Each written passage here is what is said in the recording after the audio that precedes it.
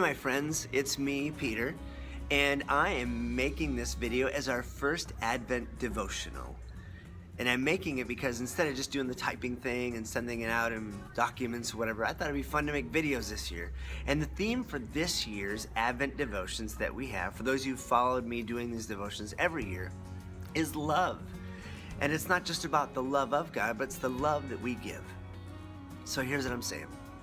I want to be intentional in each of our weeks to encourage you to go love a certain group of people.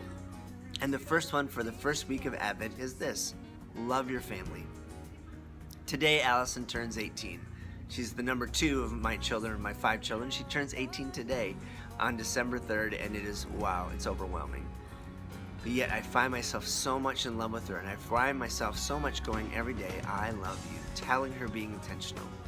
I actually preached a sermon at our church today, and I preached it on family.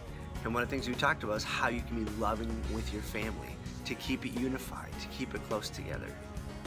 And then something happened this afternoon that really struck me and wanted to be part of this devotion. It might seem a little heavy, but I hope you can bear with me in it and not take it as heavy, but take it as why it's so important that we remind our family that we love them and tell them and show them. I was invited to play music at a funeral home today for a service, but it wasn't a service for an individual. It was an invitation for families who had lost somebody in the last year, and they would come to a service of remembrance during, for some, can be a difficult time at Christmas.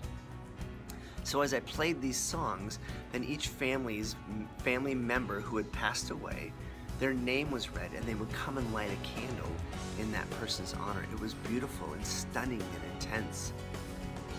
And I would look in all their faces, because I was up in the front, and I would look in all their faces, and I would see the tears and the longing and the missing that was going on, and the love that they had for this person.